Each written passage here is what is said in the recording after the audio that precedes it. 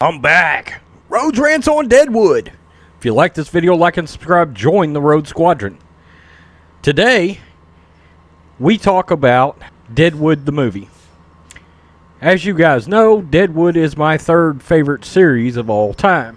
The only show that made swearing, talking like Yosemite Sam, combined with dialogue that would even make somebody that writes Shakespeare ashamed of themselves because it was that good, is back with a television movie, okay? And what I will tell you is, it's a good movie. We have, as fans, have been waiting over 10 years for Deadwood to come back. It was unceremoniously canceled after 3 seasons by HBO, leaving the fans going WTF, leaving Timothy Olyphant, Ian McShane, and everybody else going WTF.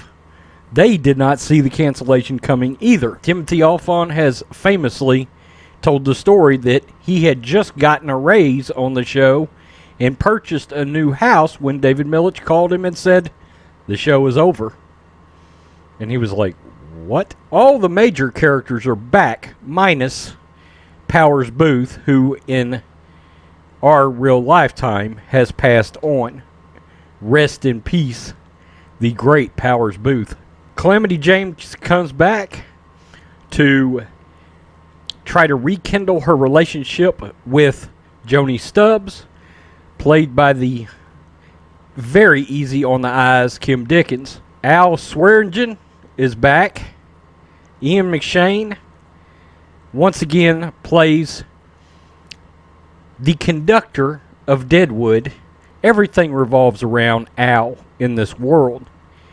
He is the maestro that moves all the pieces around the camp, as Deadwood is now heading into statehood 10 years after the series ended. What brings back all the drama is Gerald McCraney's villainous Hearst has come back, now as a junior senator of California. He decides he wants to purchase Charlie Utter's land.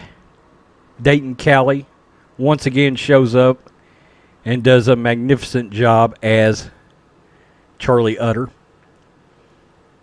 And upon turning down Hearst's offer, Hearst has Utter murdered. Doc Cochran is seen to Al in this show because Al is become sick. In our current modern day terms, he's got cirrhosis of the liver from having drank too much. As the owner of a brothel and a bar, not entirely surprising. A few things about this show. What I will tell you is, it is a highly respectful return for the characters that we love. My only fault with Deadwood the movie is it's just that. It is a movie. The dialogue and storytelling is so rich and so complex that a movie simply does not do this product justice. Now, it's very respectful of the characters, and in the end, the third act does a fine job of wrapping up the series. The problem is, we could have used 9 episodes, 10 episodes, 12 episodes to have a great, fulfilled completion to this great series. Timothy Olyphant is Seth Bullock. He is back. Seth has matured. He has now added additions to the family, as he seems now to have fallen in love with his brother's wife, who of course was widowed when he died. And Seth stepped up and honored his brother, and married her. What I will say is, on a scale of 1 to 10, I would give this about a 7 to a 7.5 out of 10. It gives us a satisfying ending, but as we kind of foresaw early in the show, it was not going to end on the happiest of notes. Ian McShane's Al Swearinger has passed away. The liver disease did get him at the very end of the show, and that is where the show ends. The trouble starts when Trixie, played by Paula Malcolmson, mouths off at Hearst, and he realizes that the whore that was delivered to him, murdered all those years ago, really wasn't the correct whore. It was a now very pregnant Trixie, who is married to Mr. Starr, played by John Hawkes. Again, they do a wonderful job of wrapping up the show at the end, wrapping up the series.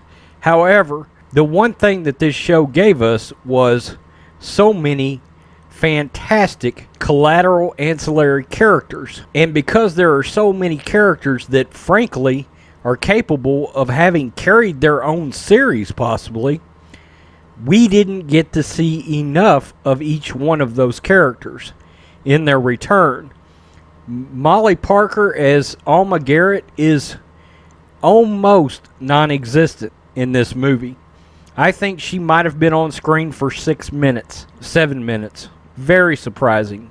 E.B. Farnham, his character is on the screen for 3 or 4 minutes tops. He does have some impactful screen time, but again, the product of having done this in a movie versus a series. It's a great watch for Deadwood fans, and if you have not seen Deadwood, I implore you to watch all 3 seasons of the series prior to watching this movie. It will make this movie 100 times more impactful on you to see what happens ultimately to all of these characters that we have come to grow and love. It's wonderful how Al Swearingen's arc is ultimately completed, and you find out Al, for all of his murderous ways, is actually one of the anti-heroes. We don't get to see his partner Dan nearly as much as we need to. Dan was a great character in Deadwood, and he has 3 minutes of screen time. Again, the shortcomings of Deadwood the movie really aren't the movie's fault. It's just the fact that there's so many great complex characters to explore and to be able to experience. 113 minutes is just not long enough. I would have loved to have seen them committed to having done this at least as a trilogy. Ian McShane said that he didn't necessarily believe that this might be the end for Deadwood. Unfortunately, it is the end for his character. Watch Deadwood the series, and then watch Deadwood the movie. If you like intelligent, smart dialogue, you will not be disappointed. It is one of the best pieces of media I have ever seen. It is one of the reasons why, in many ways, television is now a superior product to a lot of films. Peace, I'm out. Till next time.